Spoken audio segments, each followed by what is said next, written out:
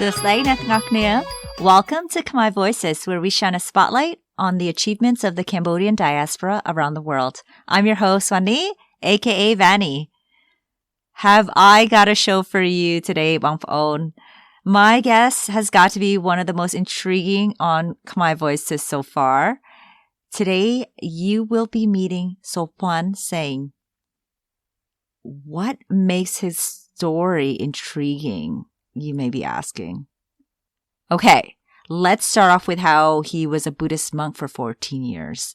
Intrigued yet?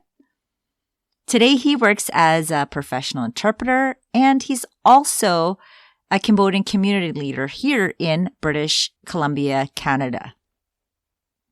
His journey includes pursuing academia in Thailand, Hawaii, as well as Calgary, Alberta, Canada. We cover his childhood in Cambodia, and I learned about life there too. Like, do you know what Transe is? He shares his journey to Canada and his hopes for the future. He has strong opinions, and he did not hesitate to share them here on Khmer Voices. Now, get ready to learn, be inspired, and because he's a teacher and scholar, you'll find yourself carving out some space to reflect on what he has to say at the end of the episode. Trust me. Enjoy my conversation with Sophoan Seng. Welcome, Sophoan, to Khmer Voices. I'm so excited to have you on the show. You have the most unique background so far of all my guests, in my opinion. You know, I find all my guests fascinating, but you were a former monk, and you've traveled and studied in numerous places. I'd love to learn more about that, so I'm really excited to dive into your story. Let's start with the beginning. Good morning, Vani. Thank you for having me today. I'm really honored. In terms of studying abroad, I spent in Cambodia less than in other countries. So, like after I graduated high school, I devoted myself to become a monk just for 3 months because according to Cambodian culture, all the boys have to spend their life in the monastery to pay gratitude, dang kun, for parent, Mida Baida, dad and mom, So when I graduated 12 years compulsory school, in that time I dedicated only 3 months to become a monk so that I can pay gratitude and pay back to my mom, actually. But when I study deeply and especially practice vipassana meditation, so make me more motivated to stay longer. Okay, so Yeah. you mean you were planning to only do that for 3 months, but you stayed as in the monastic life longer? Yeah. I was motivated by meditation. How long were you practicing that lifestyle?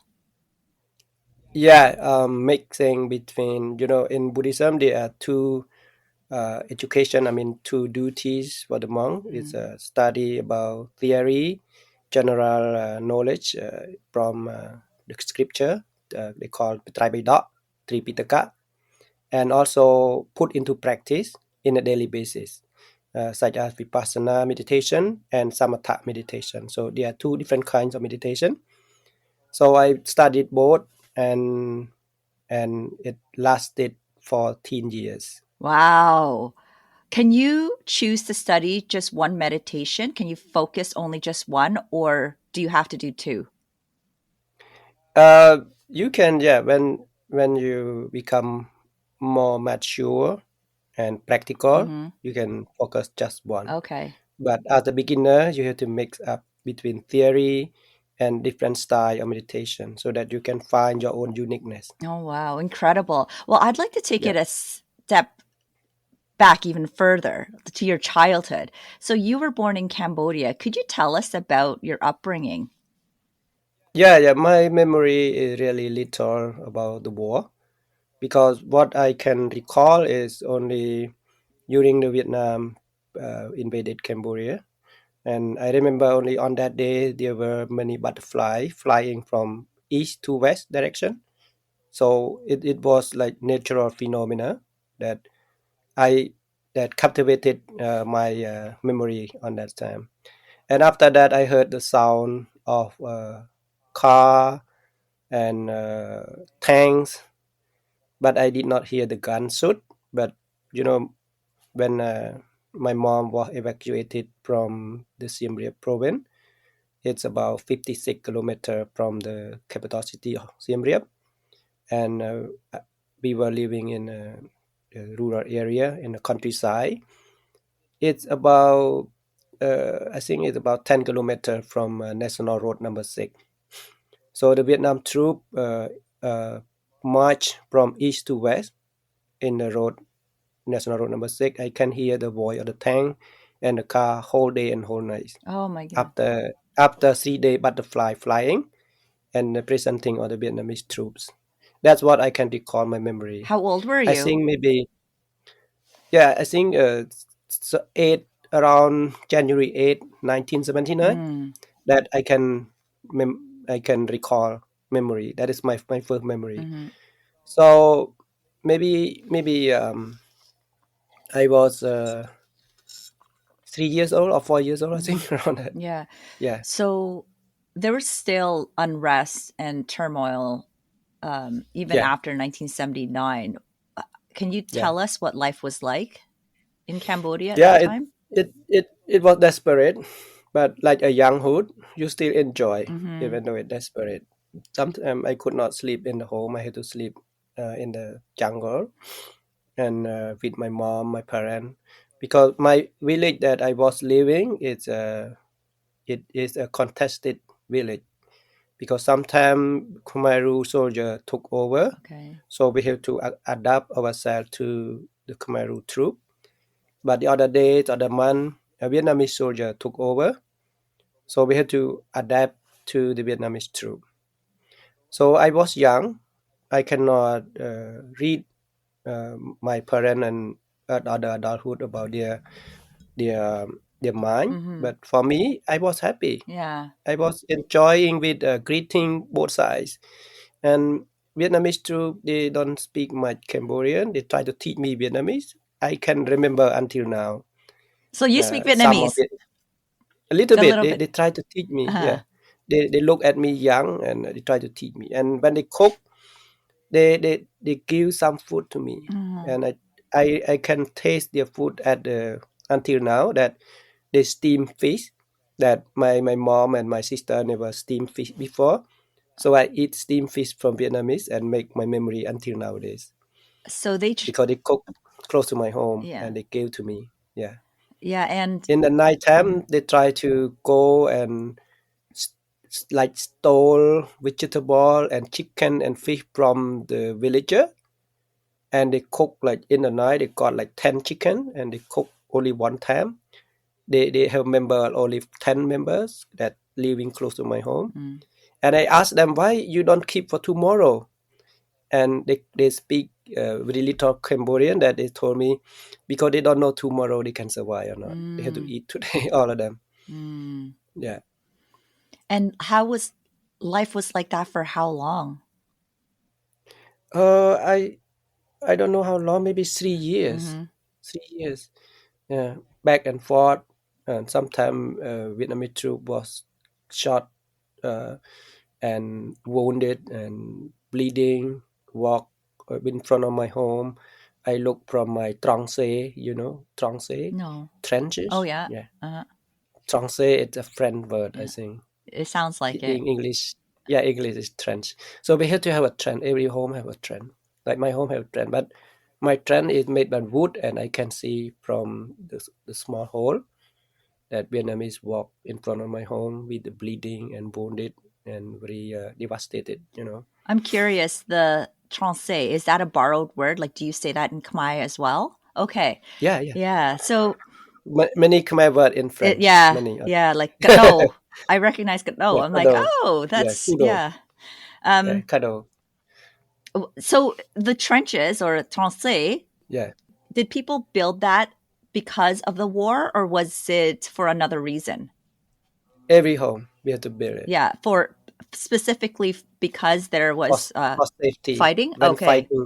When fighting happened, you have to go to entrench. Mm. Yeah. When did you? Everyone had to go. Yeah. When did you start? Like the young cats like myself have to go first. Yeah. The adult we go after. Yeah, that become a routine, normal routine. Yeah. And how deep are these tranchées? Yeah, it's deep. It's deep, and we only use during the summer season. But rainy season is full of What? water. Yeah. Yeah, I'm gonna have to look that up. I'm so curious. This is the first time I've learned yeah, about this. yeah, Amazing.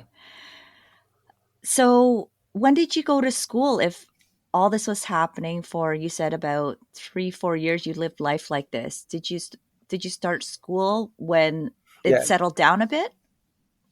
yeah. I was struggling with school a lot because my first memory is my older sister tried to teach me how to read and write. I was impressed with books and letters and number. And after that, my mom sent me to school. I was very happy for the. I think I got to school. I did not attend the kindergarten. Hmm. No kindergarten. So I attended grade one in a village nearby. But after that, the school closed because of the fighting. I had to go to another school that I had to walk about 15 kilometers per day, back and forth. Sometimes I absent because I cannot make it. Sometimes they're fighting, so I cannot make Oh it. my So goodness. my first grade and second grade was turmoil. It's not consistent at all. Hmm. Yeah, that gives us a really good understanding of why progress was so slow in Cambodia, even after the official end of the genocide in 1979. Like, there was still a lot of there was still a lot of fighting happening up until, is it the 90s? Until I think 1998. Let's see, 1993, 1991, yeah, 1989. Okay. So 1989 and 1981, there were the Paris Peace Agreement Hmm. signing, but during the UN UNTAC, they call UNTAC, Hmm. United Nations Transitional Military, presented in Cambodia, Khmer still attacked Siem Reap. Mm.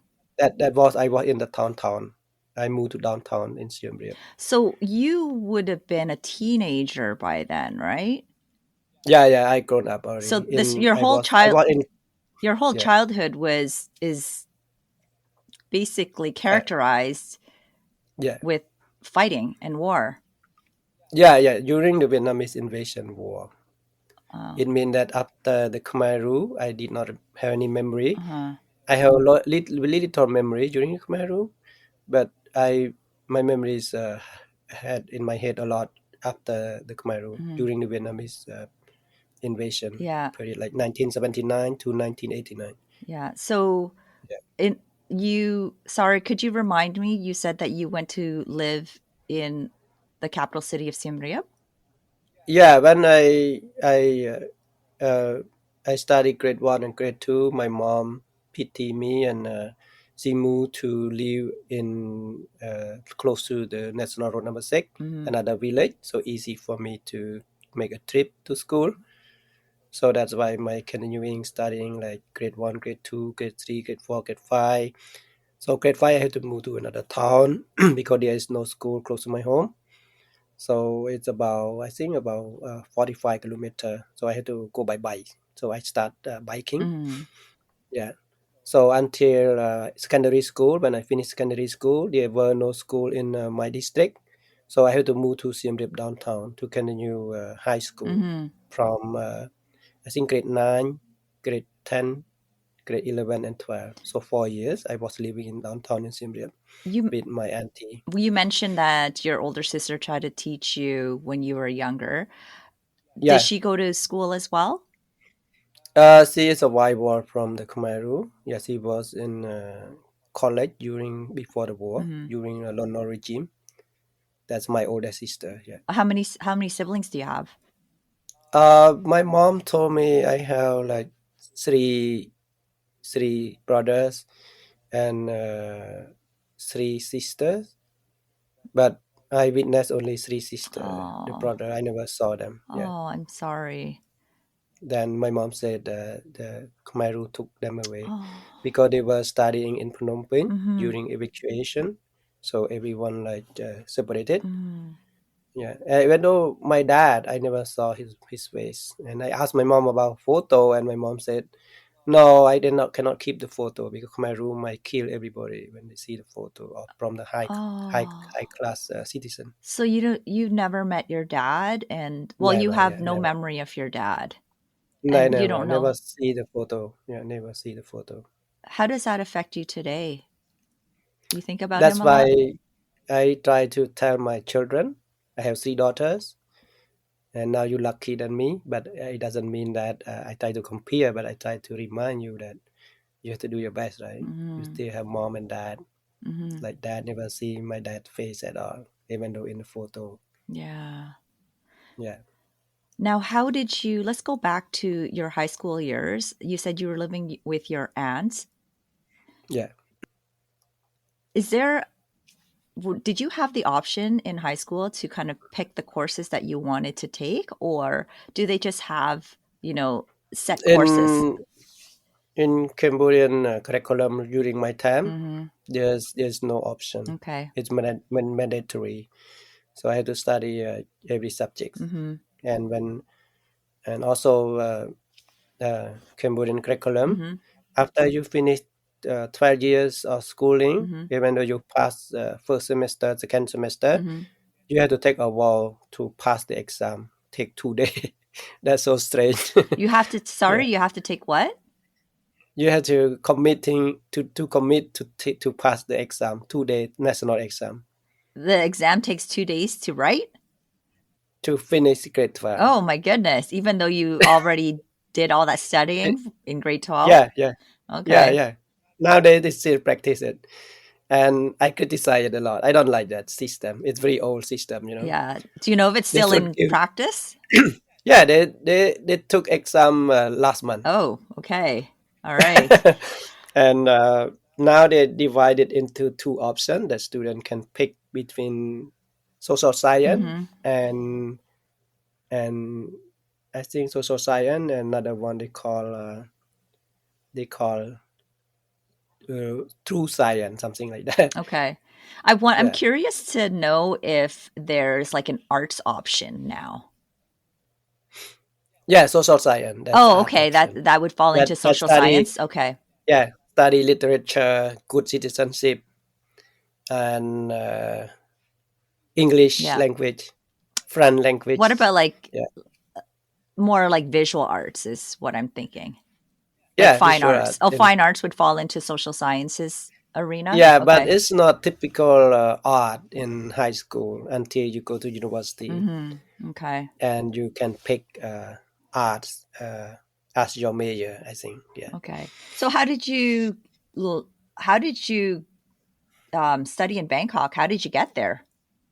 Yeah, that is a long story. When I became a monk, and in about 50 monks in the temple, only me that got high school certificate. So I have credential to teach all those monks as a And teacher. how old were you at that point? I think uh, I was 18 or 19. And you were teaching everyone that was Yeah, a bit older than you, or were you the youngest? older and younger. Okay.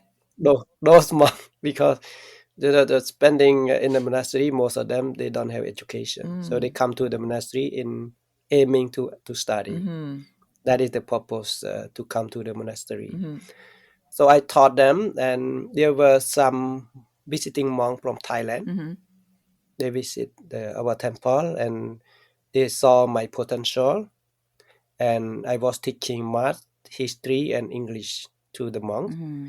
and they saw my potential speaking good English, so they want to invite me to Thailand Oh, amazing. to teach them English. Yeah, Okay, I just want to go back to that time when you make the decision to become a monk. you briefly touched on it in the beginning, but what was your thought process?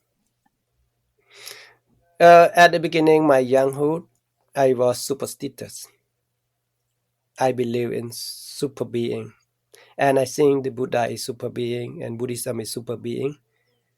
But when I came to a monk and I studied with my teacher, the monk teacher, and also the layman who teach Vipassana, he was spending like 40 years as a monk before the war. But the Khmer rule forced him to disrobe. But he's still carrying on as a monk, but dressed in a white dress, like tachi, yeah? Donchi tachi, like clergy. And he teach Vipassana, and I learned from him, and he said that Buddhism is teaching about truth, not about God or creator, not about superstition. So it changed my mindset, whole thing, and I want to do more exploring deeper and deeper. Yeah. Now, I don't have any understanding of the Buddhism. Like I just kind of go through the motions. I'm not a practicing Buddhist. So I'm going to ask you a lot of probably questions that may sound ignorant, but I seriously don't know. Now, Maybe you can make appointment for another podcast only on Buddhism.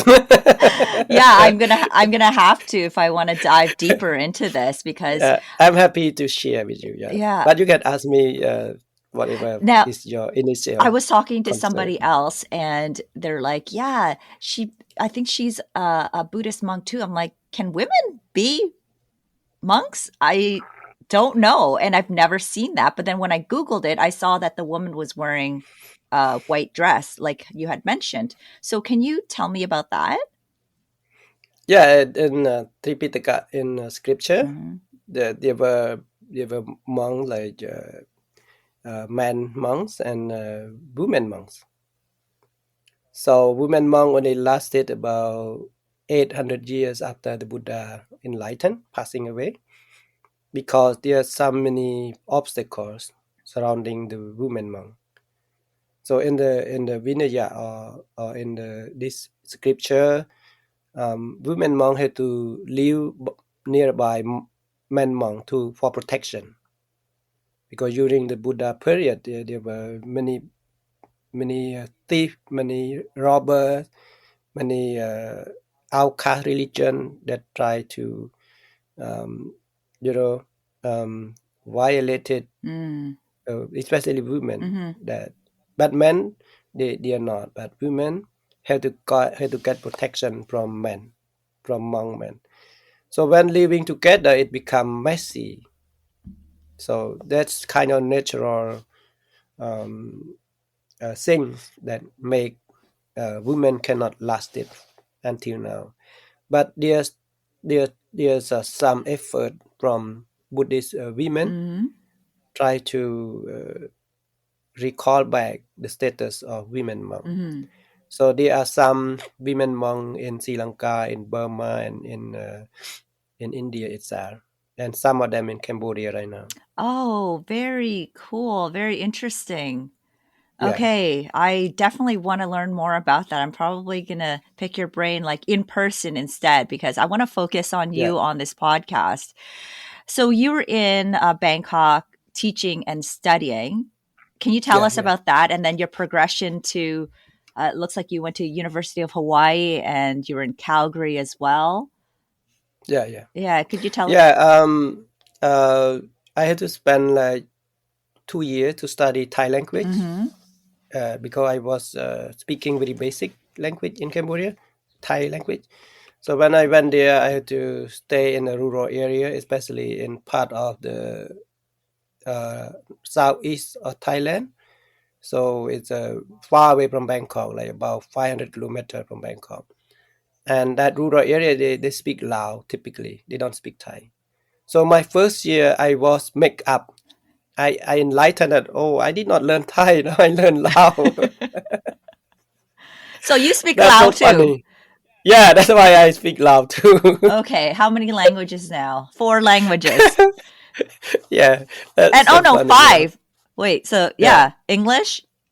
Do you speak French? only Partly. only three more fluent. French a little bit. Okay, Yeah, so English, only French, English, Khmer, Vietnamese, Khmer. Thai, No Lao. Oh, Vietnamese. not No. Vietnamese. Yeah. Okay, so 5 No, I try to languages. study a little bit. Yeah. So Cambodian, English, Thai, and Lao. Four of them. Yeah. But I thought you spoke French too, or do you just know a little bit? Uh, Not fluent. Okay. Not fluent. I mean fluent. Mhm. Yeah, fluent. Yeah, only four of them. Okay. Four languages. So yeah, 1 year and try to learn the language, but I find out it's not Lao, not Thai. So I move out. Yeah, I move out from that place. Uh-huh. So I continue another Thai language until I pass the language, so that I enroll in first year university. Uh-huh. But I got scholarship in Thailand for my university. It is a Buddhist university, and they provided scholarship for 4 years study. Wow. So my major is Buddhist philosophy. Uh-huh. Yeah, in Mahachulalongkornrajavidyalaya University. It is a Buddhist university, very well known university in Bangkok. So after I graduated bachelor degree, I enrolled in master degree Uh-huh. and at Silibakon University, and I was teaching Khmer language to master degree and PhD student, Thai student who learn Khmer. So they have a department of Khmer language. Mm. They call Oriental epigraphy. So my master degree major was Oriental epigraphy, because whole life when I was in Siem Reap, Mm-hmm. I was impressed by the temple of Angkor Wat and many temples, Mm-hmm. many ruins. And every Saturday and Sunday, I spend my time at the stone and sleep there. I explore and talk to the stones, talk to the Apsara sculpture, and like I was embedded. Like maybe my previous time, I was architect in this area. I feel very embedded. Um, that's why I always explore and want to read the scripture inscription, on the stone, and want to know the purpose of why they build this very gigantic monument Mm-hmm. building and different building, and how the past look like. So I want to explore more. That's why I enrolled in master degree in Oriental epigraphy, Mm-hmm. how to read the inscription. So I had to study Pali language, I had to study Sanskrit language, I had to study all Khmer languages. So I accumulated vast knowledge on this area. And I have background from Buddhism, because I study a lot of Pali language. Mm-hmm. Because to be a monk, you have to know Pali language, because the Buddha preached in Pali language. Mm-hmm. So when the monk chanting the mantra, he chant in Pali. Mm-hmm. Sometimes you don't understand, right? I don't understand it at all. Not sometimes, but Yeah. at all. Do the lay person speak Pali as well, or is it just monks? The language itself in Cambodian nowadays, we are using three languages when we talk. Khmer Mm-hmm. language, Pali language, and Sanskrit language. Mm-hmm. It become norm, Mm-hmm. become no normal language that you use every day. Mm-hmm. For example, if you say ខ្ញុំជានារីស្ត្រីខ្មែរ Khnyom is a Khmer language, Mm-hmm. Kia is Khmer language, Neri is Pali language, Satrai is Sanskrit language. Mm. So you use daily. Okay. Use daily, but just fragments of it as opposed to the whole thing. Okay. Yeah, But what I'm like asking is like, do people speak Pali? Like, is there a population that actually maintains it still outside of the monastery? only the monk. Okay.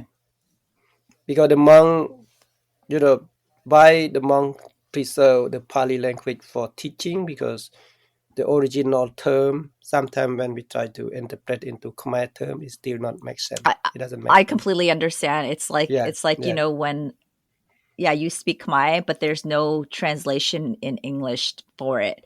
And there's a roundabout way of explaining it, but it still doesn't capture the essence of the message. absolutely. Yeah. Like I am a professional Mm-hmm. interpreter. I confront. I know. I mean, uh, I have been facing a lot of challenges, Mm-hmm. Mm-hmm. because the terminology itself, technical term itself, no equivalency.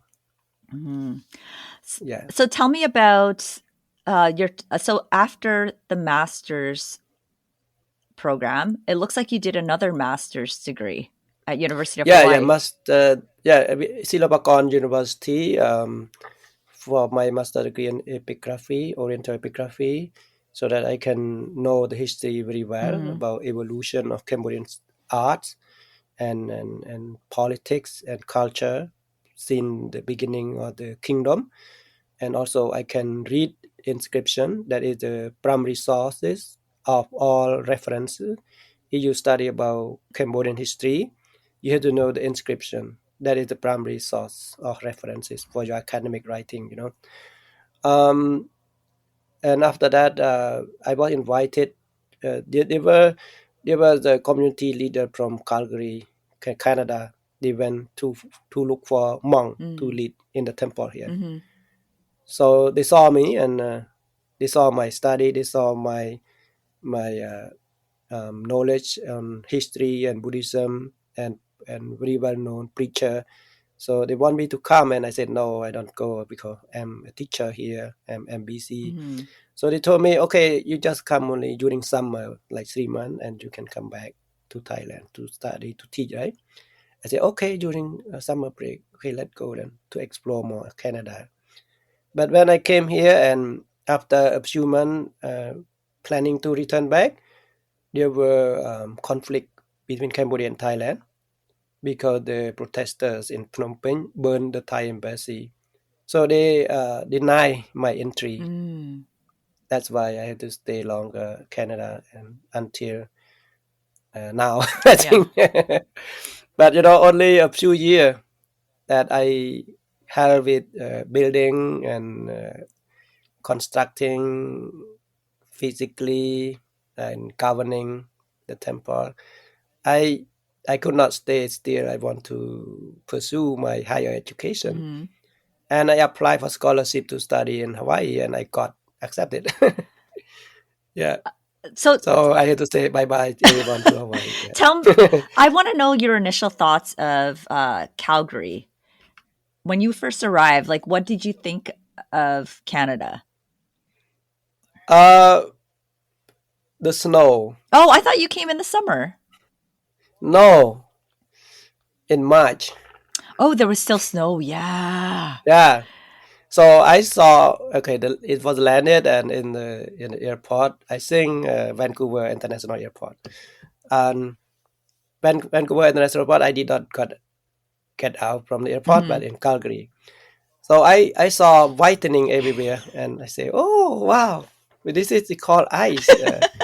So I did not ask the person who took me, and I walk out myself, and I have to run back very quickly. What happening? What? It's shock. I was shocked. Yeah, And I assume you were in your robe. yeah. Robot they have jacket too. Yeah. Put outside. They have a big jacket Uh-huh. that I think this jacket is too hot. I never wear it. That's so weird. Very strange. They told me, they explained me, but it seemed like fish in the water. Right. Never see the flower in the land. Never. Yeah. And when you were living in Calgary, can you remind me, is that in the early 2000s? 2003. What was life like then? It was slowly, and it was not too urbanized like nowadays. Yeah. Were you happy?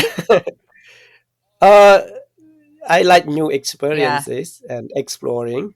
I am always positive and happy What everywhere. Oh, that's so nice to hear. What did Yes. your mom think of your life choices? Oh, my mom. Yeah, get back to my mom. My mom passed away since I was in grade 5, grade 4. Oh. Yeah, very young. That's why I am always thinking about paying back to her because I was too young and I did not have chance to pay back to her. Oh, I'm sorry. Yeah. No, I So who try took to avoid, care of but that's you? fine. Myself always. My Really? sister, they married, they have their own family. Uh-huh. So I always take care of myself. When I go to live with my auntie, Mm-hmm. I have to support her, help her, everything, and doing my school. And the school, they know that I'm a poor student, or they because in Cambodia school there are at least two systems that very corrupting system. If you study in school, you can study general subject, Mm. but your teacher invite you to his private school, Mm. and you have to pay them. For me, they said no, Sophoan, you don't need to pay because you orphan. Oh. Yeah, Well, that was very. Is that like a normal thing to do, or did they just see something in you? it become normal because all my friends had to go to private school. Uh-huh. If you don't go to private school, you cannot pass exam Mm. because your exam will come from the private school, not from general public that you study, Yeah, yeah, and you will fail for sure. yeah. So, well, what I'm asking is, like, if there was a student who was, too poor or an orphan, is that something that is typically done by teachers where they're like, no, you don't have to pay.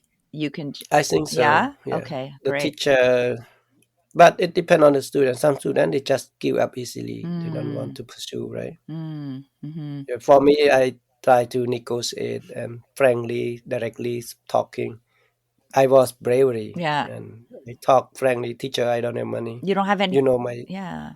you know my status, right? So I want to study. Can Oh, I? He said, okay, you welcome. You go. oh, Yeah, yeah, that's amazing. At such a young age too, you had the yeah. drive. Struggling a lot. Yeah. Yeah.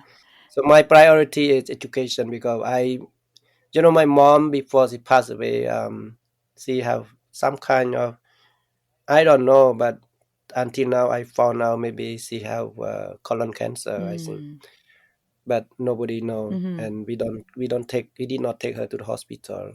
mm-hmm, And my sister and the villager advisors always go to the traditional healing, mm-hmm, like do something else. So when she was confused and kind of memory loss, mm-hmm, but sometimes she can call memory, and she called me too close to her, and she said that, oh my dear, mom is no hope for survival, but mom doesn't have any heritage or anything for you. You have to work your best on education. And after that she become abnormal, like yeah. confusing, talking something nonsense. So that's why it embedded in my brain ever since, even though I was struggling with anything. Mm-hmm. So I said education is my priority because my mom told me that. Incredible But story. I like education since I was young. I Yeah. was very motivated on studying. Mm-hmm. Yeah. Okay, so let's go back to Canada and the US. You are headed to the University of Hawaii. So why did you choose Hawaii? I did not know Hawaii is the paradise on earth or the best island. No, only like any available funding, available space, I Uh-huh. go there. Uh-huh. I don't mind to go Yeah. for study. So you Yeah, didn't do any research on like the location. You no just looked for established or universities that had what you were funding. Yeah, okay. look the funding, and I apply about 4 or 5 different funding. Mhm. But this one they responded me first Mhm. and gave me, Mhm. so I pick it. Wow, that was a Yeah, lottery. You won the yeah, lottery yeah, there. How long yeah. were you there I for? pick up right away. So in Hawaii, the program that I apply first is they call APLP. Mhm. They call Asia Pacific Leadership Program. That program funded by the, I think, American Foreign Affairs Mhm. Ministry. And after I finished this program, because this program only 1 year, and some courses I can use for my master degree course. So I upgraded to apply for master degree right away after 1 year and a half Mm. with APLP graduation. That's why I can use some of the subject for my master degree. And after I graduated master degree, I continue with PhD. Yeah. So I got accepted PhD program in Hawaii as well? research assistant. I did a research assistant Mm-hmm. so that they cover my tuition fee and they cover my dorm and daily expenses. Oh, great. So I spent more than 4 years in Hawaii. Yeah, and so what do you have a PhD in? I see international PhD, relations. when I started dissertation, Mm-hmm. because before that, I met my current wife, sorry. uh, Just one way, so right? one wife. So my wife came to live with me for 1 year in Hawaii. So when I took my wife to visit Canada Uh-huh. first time and second time, Uh-huh. so we agreed to stay forever. So that's why I postponed my PhD program. Okay. Oh, wait, you just threw a curveball at me. Where did you meet your wife? And In Cambodia. in Cambodia. Okay. From my sister line, she know my wife. Okay. Yeah. And you weren't a monk then at that time. No, I disrobe in Hawaii. Because when I enroll in master degree, I cannot stay as a monk anymore. Okay. And that was I basically had to work. that was that was the main reason, like there was nothing else. Okay. For higher education. Yeah. Okay. And after that you met your wife. Yeah. Okay. Yeah. Okay, got it. So were you flying back and forth to Cambodia too then if you were in Hawaii studying? Only summer break. Mm-hmm. I went there because we communicated through the phone a lot. Mm-hmm. So we have dedicated together, and when I met her, okay, let's go. Are you okay? Let's go. We marry. And you brought. So after married, I came back, and 3 months later, she fly to Hawaii together. Oh, nice. Yeah. Where were your kids born, in Canada or Hawaii? In Canada, all in Canada. Okay. That's why I took her to Canada as a visitor, and after that, we decided to apply for a permanent resident for her because she got pregnant in Canada. Okay. And tell me, what are you doing now? Your interpreter, you mentioned.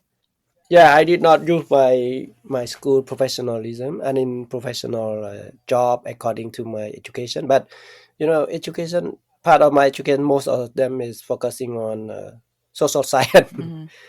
So I did languages interpretation and translation a lot in Thailand. That's why I carried it on until to Canada here. And right now I'm a professional interpreter, like freelance interpreter, working for healthcare, hospital, court, insurance, ICBC.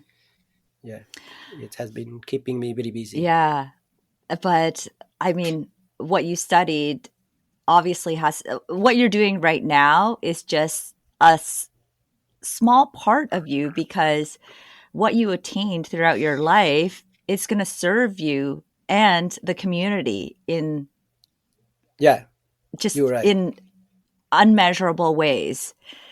Every day I'm serving and helping many Cambodians with limited English, especially with healthcare, both Canadian and American.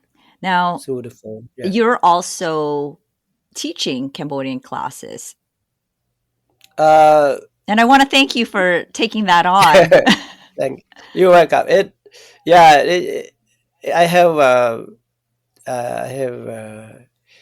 I always have a dream that my 3 children have to speak fluent Cambodian and know how to read and write. But in here you cannot enforce them 100%. You have to give them some space for themselves, right? So I teach in home and also with friends in here. But now, we're going to teach. Like everyone can join. That's good opportunity. Do you have 3 daughters? Do they all speak Khmer fluently? Not fluent. Okay. The oldest one, they speak fluently. They speak fluent, but second and third, they're still young and they still mix up. Yeah. But when I talk with them, they understand everything. Yeah, yeah. No, that's amazing. But when they respond, it's English. Well, you know what? I think it could, they're still really young and it could change because back when I was growing up, my parents, they spoke to me in Khmer too, but I responded to them in English. And it was sort of my way Yeah, of resisting the Cambodian culture because I yeah, just really, really wanted to blend in to Canadian society. yeah, yeah, Yeah. So, yeah. I'm surprised at school when the teacher asked me what language you speak at home. mhm. I said Cambodian. So your kids speak first language is Cambodian, not English. I'm surprised. Yeah, What do you mean? What were you yeah. surprised by? Because my kids was born here, Uh huh. but they still stayed in a student record that first language is Cambodian, not English. The teacher was surprised, or you're surprised? I was surprised. Oh, I okay. am surprised. That's how they preserve the heritage culture, heritage Exactly. language. Yeah, yeah. Yeah, yeah. No, But like you said, I yeah, like you think, said, yeah. When they grown up, they will. I think they will indulge deeper into their first language. yeah, and I think Yeah, the sort of the outlook on things have changed too. Like people are very proud now of celebrating their heritage and roots, whereas before it was sort of like, no, I don't, it was sort of rejected. Like you just wanted to blend in. But now yeah, everything unique about you and your heritage and your culture and your roots, that's celebrated, not just in Khmer culture, but like every other ethnicity. yeah, So yeah, yeah. it's yeah, things are changing, and I think yeah, your daughters will have a better grasp of the Khmer language than me, obviously, especially with you being a teacher.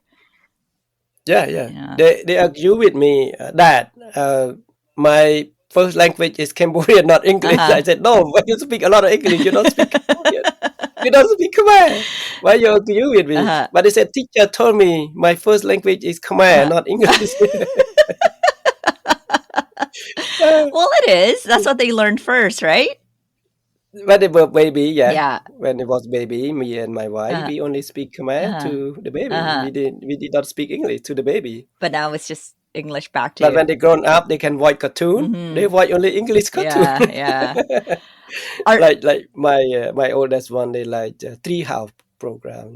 Tree house, watch tree house, dancing, mhm. singing with the cartoon. Uh All in English. Yeah. do you ever introduce Khmer cartoons to them? Yeah. Now YouTube. Yeah, Mm-hmm. Mm-hmm. they watch it, and sometimes they spend like hours watching Khmer cartoon. Mm-hmm. And they're Yeah, going to be part. kind of recall back when they was baby. We speak Khmer to them. Uh-huh. Uh-huh. Well, that at least they can understand you. So they have the base there. Now they're going to Yeah, be taking some language, the Khmer language class with you as well, right? yeah, absolutely. Yeah, Oh, that's absolutely. They have to amazing. go. I'm going to join the They next have to go. one. Okay, perfect. Yeah. Yeah. We talk Khmer language to them since they were in the belly, Mm-hmm. inside the belly. Mm-hmm. Yeah, Oh, that's what I told them. yeah. Yeah, you can tell your kid too, right? I don't I say random Don't things. say- I want okay. them to be fluent too. So my daughter said that she Yeah, wanted to take language classes too. But when it was scheduled, I wasn't sure when swimming would happen too. We registered for swimming and we weren't sure when that was going to happen. So unfortunately, it's like back to back and we wouldn't make it on time. So next time in January, I think. Hopefully you are still teaching then and yeah. The Khmer language classes. It's not only the language. mhm, It's about many things. We will learn many things mhm, for the children. mhm, I do have a lot of experiences with the children. Um, I just went back to Calgary last week mhm, to be the religious master for the wedding mhm, because two of my students that they attended Khmer languages mhm, every Saturday and Sunday. mhm. They love each other and now they married. Oh, I think So so. You yeah, got to very be a special part of their day, or you got to be a uh, part of the their special day. Yeah, not a part. It's just Khmer how achaka.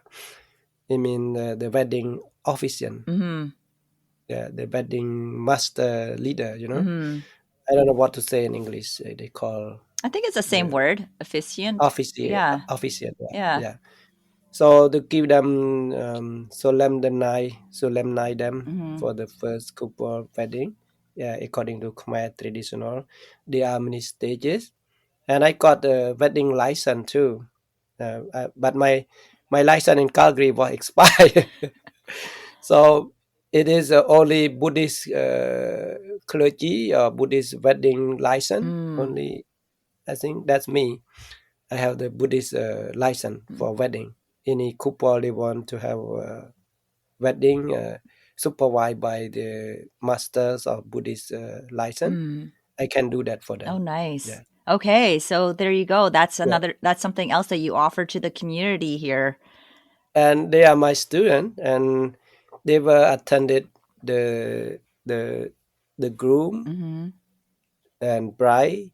So groom was 8 years old, and bride I think 4 or 5 years old. Oh, so they met when they were like babies, but Very baby. obviously the romance happened Yeah, much later. But oh, yeah, that's such a yeah. heartwarming story. That's why they have memory everything Uh-huh. because because they spent like 3 years in Khmer classes Mm-hmm. that I taught them. Mm-hmm. And the groom they have their younger sibling. Their younger sibling always crying because she like 2 or 3 years old. Mm-hmm. Mom and dad dropped them and they went back to work, right? Mm-hmm. So I was like a babysitter. And teacher. Oh my goodness. Yeah, you had a Teacher, lot to yeah. do there. Yeah. Because in the temple we have space for them to play. Mm-hmm. Yeah. So mom and dad busy at work, they just drop the kid and go to shopping or do something else, right? Yeah. Sometimes only a few hours, sometimes like 6 hours. Can you tell me what other things can you offer the Cambodian community? um, I am interested a lot in community-based development Mm. and especially children Mm-hmm. and human rights and democracy. Top up to that is institutionalization. Mm-hmm. Um, that is my major research at school. Good governance. That is my dissertation topic. Mm-hmm. So my master degree was on political culture of Cambodia, and my PhD research is about good governance, public policy analysis. Yeah, Mm-hmm. but it is too academic. So generally, I work on how to improve family, um, avoiding domestic violence, Mm-hmm. yeah, advocated for women rights and children rights, children protection, children safety, and give more space to children to grow. And I always advocated for grow mindset, Mm-hmm. not fixed mindset.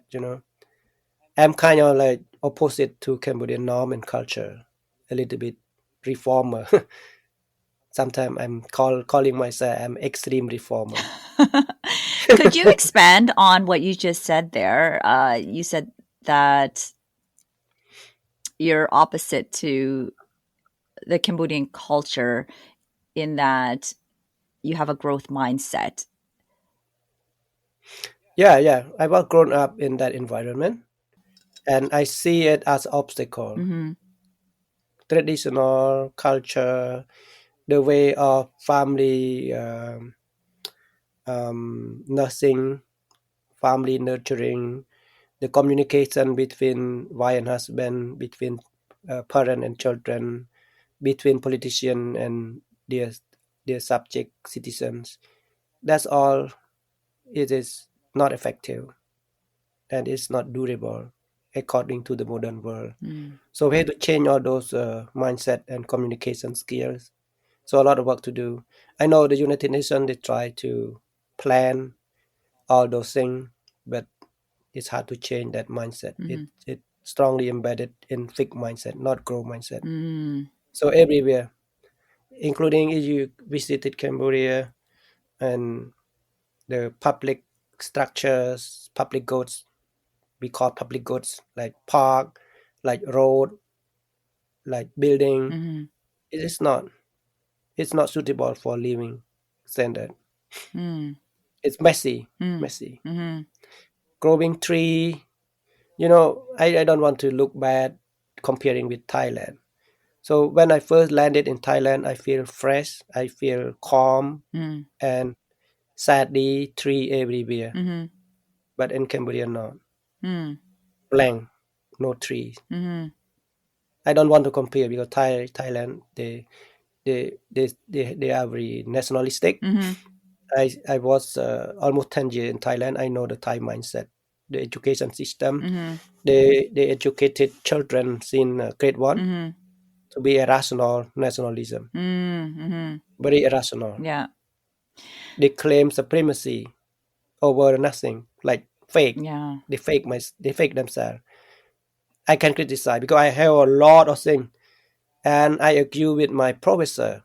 But my professor on history and orthography, they also rejected Thai scholar. Mm. And as I do a research, is I take Thai scholar as my reference, they give me a fail, zero.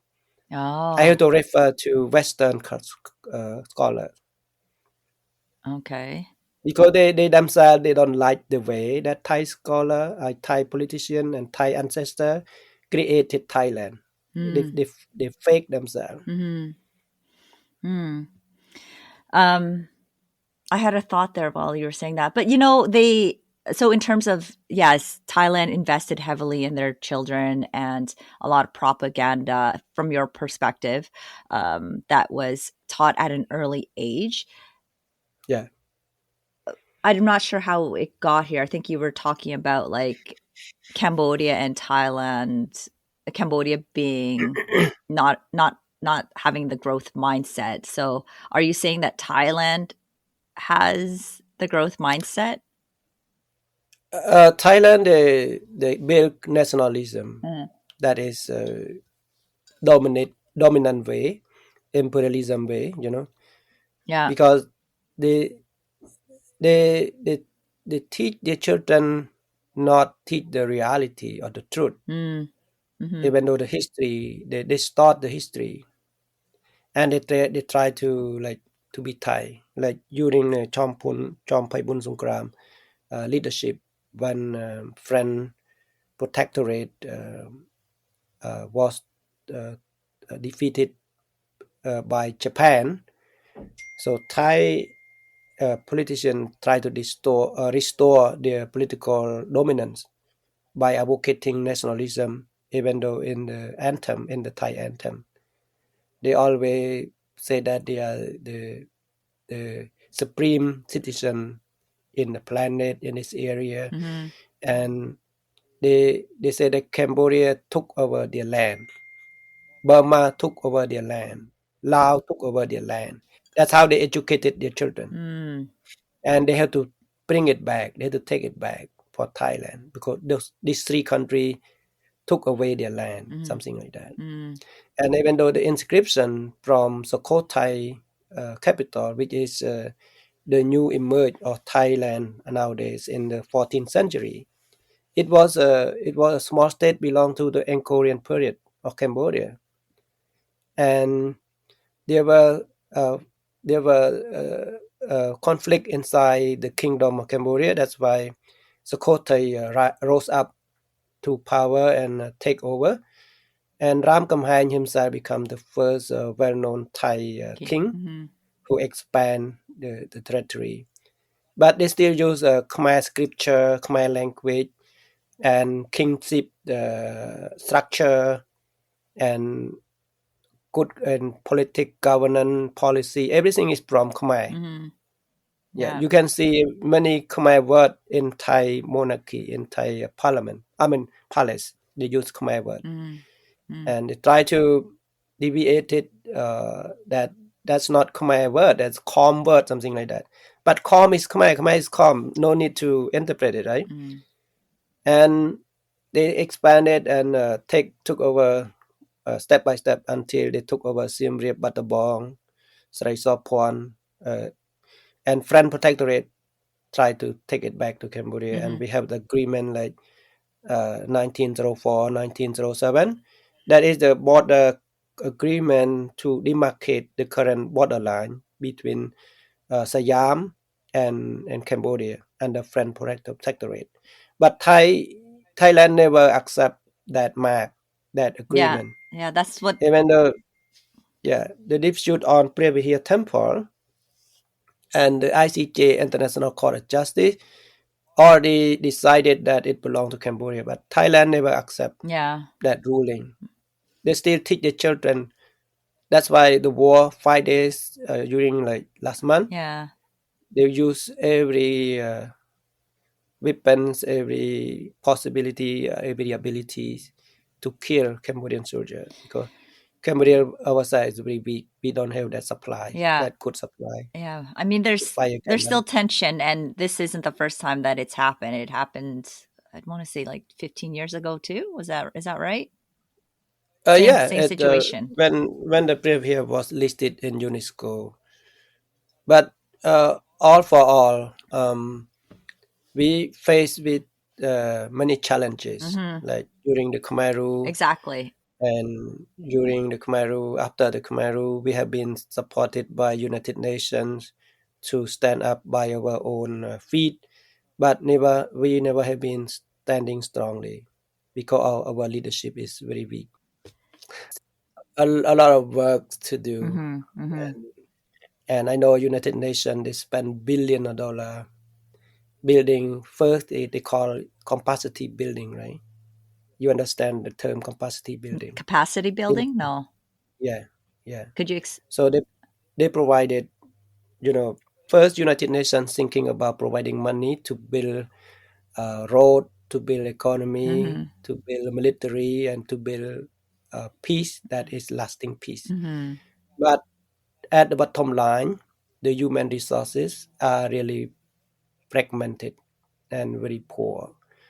So they spend most money for the human resources. But building human resources, you cannot spend like 10 years. You have to spend 50 years to 100 years, right? Like in Cambodian proverb, it said that if you want to live a year, you grow rice. Mm. If you want to live 10 years, you grow tree. Mm. But if you want to live 100 years, you have to grow human resources, Mm-hmm. right? So building human resources, but there's no incentives, no incentive. Environmentally speaking, no incentive for human resources because Cambodian leadership always fighting against each other Mm-hmm. in the way that is very ignorant. Mm-hmm.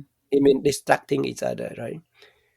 That is the way. The powerful have more upper hand to destroy the lower lower hand, the lower classes. And why you fight among your own Mm-hmm. people? Mm-hmm. Why you don't fight among those neighbors, right? Why you succumb to the neighbors, but you are good at your own citizen? This is the question. Mm-hmm. Mm-hmm. Yeah, this is beyond the scope of the podcast. Sorry, That's okay. It's okay. It's because you most. talk about growth mindset Yeah. and Yeah. capacity building. No, That's why I. it's our priority to Yeah. see. And it's not about Cambodian citizen like 17 million right now, but it's about family too. Mm-hmm. Mm-hmm. If we want to build a strong family, we have to give freedom to our children and supporting them Exactly. in any situation. You cannot give up them. Mm-hmm. Sometimes your children agree with you or oppose you, but you have to support them. Yeah. My mindset is I I can be irritated by your opposing, but I have to defend your rights, your basic right to oppose me. Yeah. I have to sacrifice myself to defend your rights to oppose me, even though your opposing to my idea is make me irritation, but I don't mind. Mm-hmm. Freedom of I have to speech. defend your rights. Yeah. Yeah, freedom of speech, because only freedom of speech that can make you grow up And and you can progress. be Yeah. independent Mm-hmm. and strong in the future when I'm not here. Mm-hmm. Someday I disappear, right? Mm-hmm. This is the mindset that from your family to your community and to your country. Mm-hmm. Mm-hmm. But in Cambodia, It's they not don't like see that. that Yeah. way. Yeah, It's more like a dictatorship there. yeah. We have to speak out loud that there is some dichotomy or differences between communism and democracy. Mm-hmm. Democracy about give individual freedom to stand up, not not to tame them, right? So I don't believe in taming. Yeah, no, because you're not developing a critical mind that way. yeah. You don't open. You close up. You close them up. That's why in Cambodia you say like they are not a proverb like ខ្លួនទៀបកុំតងដៃខ្លីកុំឈោងស្រវាអប់ភ្នំ If you short you don't try your hand to pick up something high, right? No, that's the way that doesn't teach that. It is very old proverb and people we embedded on those proverbs, you know. ដោយថាងើបស្កកអនដាក់គ្រាប់អានឹងវាជាស្រូវ in English they say that when you bend down you have fruition, but if you rise up no fruition, no crop. Like they compare to the crop rice. The crop when it bend down it means that the crop is heavy, right? But when you rise up you have no crops. And they teach children to do like that. If you want to be successful You have to obey. you have to bend down to everybody, especially the powerful. That's why Cambodian children are embedded by this mindset. But in typical way, in practical way and more pragmatism, if you bend down from generation to generation, nobody rise up. Yeah. And you will be disappear. How does this align with Buddhist teaching though? Buddhist teaching is teaching you about mindfulness. Yeah, mindfulness and awareness. Because not teaching you about that succumbing yourself or bending yourself to surrender. Yeah. No, the Buddhist teaching teach you about stand up, be strong. Yeah. Well, from my limited understanding, but now you've affirmed that. It doesn't really, I don't really understand how such a country with that is predominantly Buddhist has that sort of proverb. You know, it doesn't align. It's make up. Yeah. So their Buddhism is teaching that is to Cambodian normal citizen, I mean public citizen. They regard Buddhism as heaven, and the scripture is too academic for them. So when they go back to live a normal life, they depend on the tradition, the ancestor, and the Khmer religion. So there's make like Hindu, Buddhist, and Khmer religion make three of them together. Not purely Buddhist. Yeah, got it. Some monks, they know the teaching, but they don't teach. Because when they teach the pure teaching, they don't gain benefit. So they go the way that the people like. People like come to fortune telling, and the monk provide them fortune telling, right? And they come to the monk for watering, magic water for them. They give them water. That is contradict to the Buddhist teaching. Okay. But the monk had to go that. So right now the society in high profile leadership, only monk that providing those traditional watering and fortune telling become top leader. This very contradict. Yeah. How can you develop Buddhism in a pure way? Yeah. When the top leader is practicing like that? Because he has to be compliant with the people to people, to support him. Powerful people who support him. Yeah. All right. Well, you've given me a lot to think about, and I learned a lot from this conversation.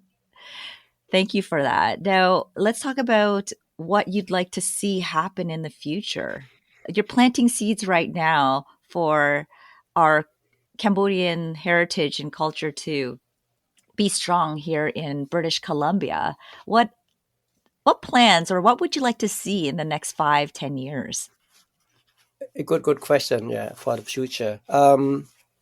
We started, we will begin with our simple thing that we could do. Like myself, I'm my priority is my family, my children, right? Mm-hmm. But I have to spend some time for volunteer, and I do encourage everybody to do that.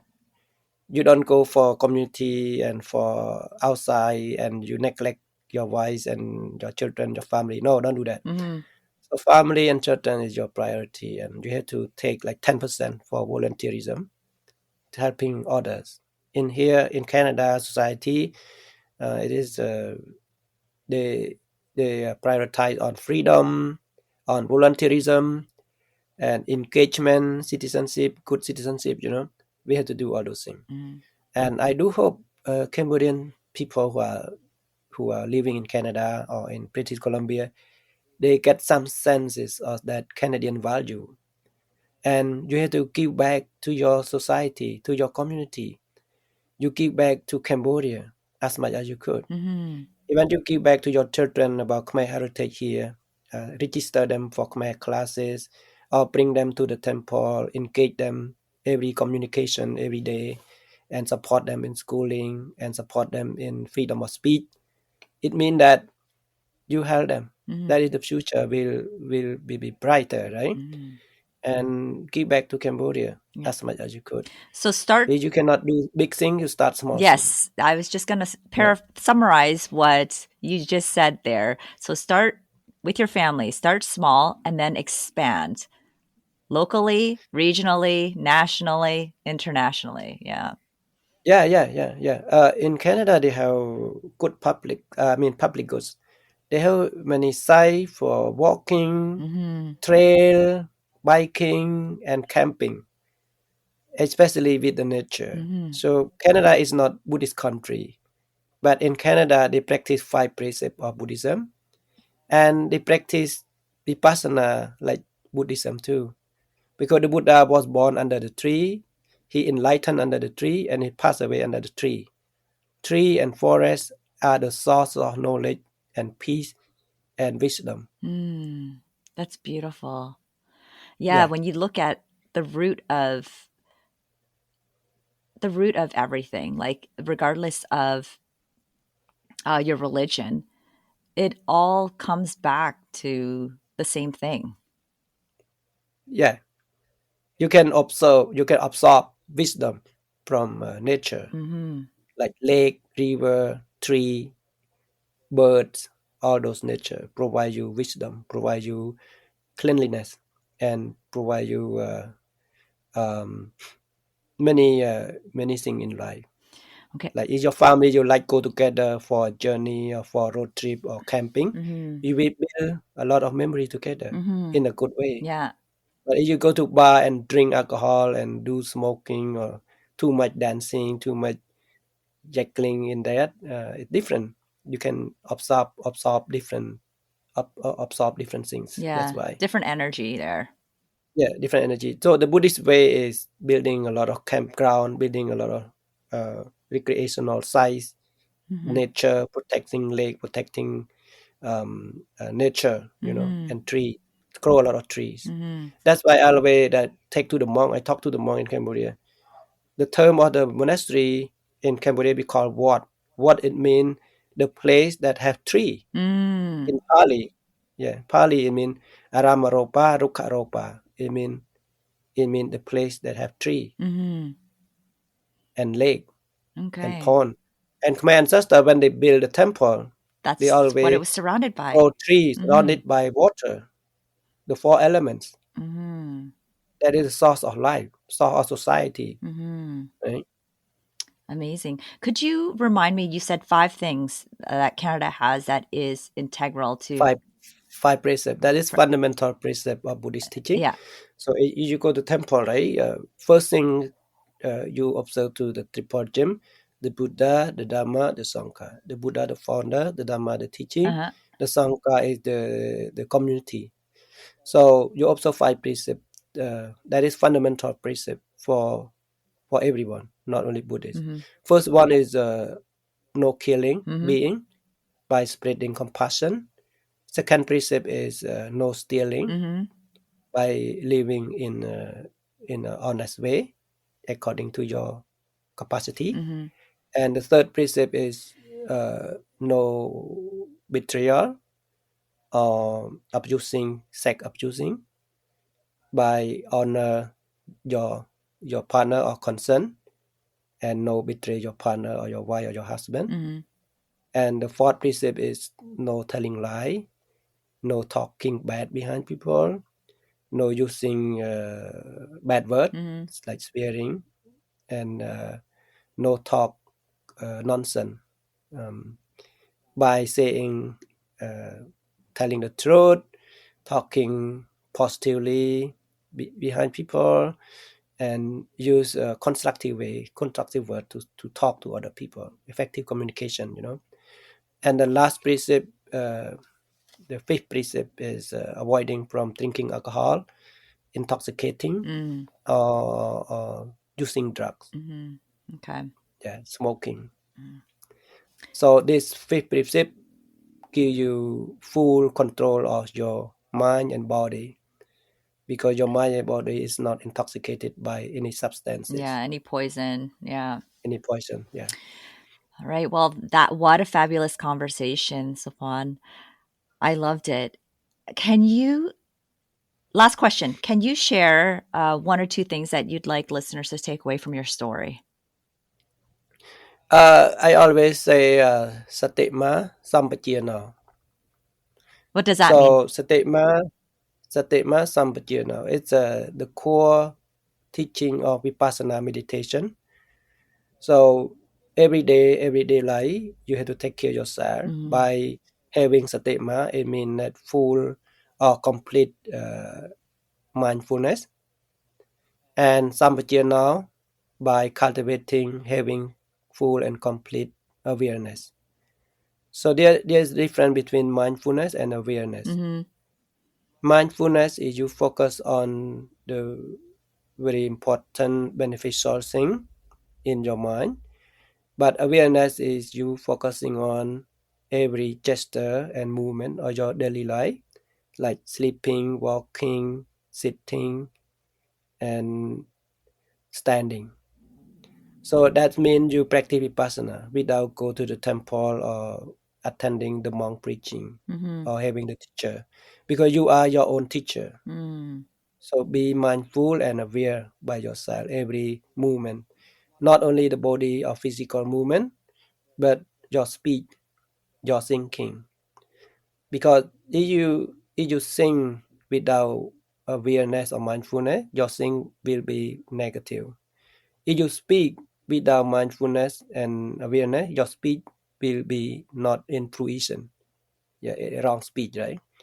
And thinking is the primary sources of your daily life. That's why the Buddha said that everything created by mind. Mind is the master. Mind is the leader. Mm-hmm. So make sure you take care of your mind. Be mindful and be aware of your mind. So from mind leading to speak, from speak leading to action. Yeah. I have a question about being mindful. How do you practice that? Know yourself. Be yourself. Be your movement. Be be mindful about be you. This is you. You are the God. You are the master. You yourself. Nobody else. Yeah. And any tips on how to Believe get to that? believe in you. Yeah. Like in terms of like removing distractions, like any tips on how to make it happen? Because it's a concept that is foreign to a lot of people, right? Like you talk about being mindful, but what does that mean? What does it look like? Yeah, being mindful, it means simply speaking. So when you're talking with me, so you focus on talking with me. Mm-hmm. Your mind not stray to another thing like a monkey mind. Mm. Right? Monkey is already moving around, Mm-hmm. but mindful mind is like you are stillness. So your mind is still in one place, like you focusing on communicating with me, Mm. so that you can catch up all my intentional speaking, right? Mm-hmm. And you respond back with your durable questioning. That is mindful. Okay. Like when you're washing your dish, you are cooking, you're preparing food, or you're driving, Uh-huh. you have to be mindful. Right. If you're not mindful, danger can happen, right? Mm-hmm. So Okay. mindful is with you every day, every moment, Mm-hmm. even though you're sleeping. If you sleep with mindfulness, your sleep is the best sleeping in the night. But if you're not sleeping with mindfulness, you wake up and you're still feeling tired and exhausted, right? Mm-hmm. Okay. So this is the mindfulness, yeah. Yeah. So your parting words is to practice mindfulness and awareness daily. Yeah. สติมาสัมปชัญญะ yeah. Great. Well, សូមអរគុណច្រើន Long. ស្វាគមន៍ចំណេះចាស្វាគមន៍ You are welcome. I've been reflecting on our conversation, and I can't help but point out Sophoan's response to my observation regarding Buddhism and Cambodia is pretty much the same response that could be applied to many other countries as it relates to their respective dominant religions. I'm not an expert in any religion, but from what is preached to us lay people, I don't see the congruency a lot of the times with what's practiced versus what's preached. All this to say, things aren't that much different in different parts of the world when it comes to how power is maintained. And they use religion to justify the wrongs. Sadly, is how it is.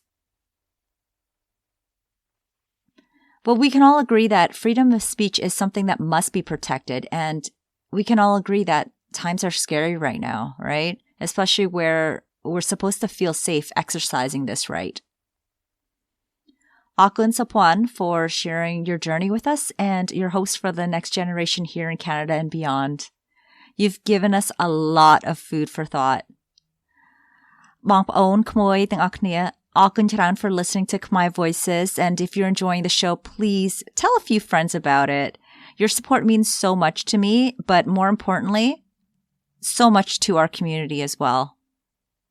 We'll return in 2 weeks with another episode, and I will catch you then.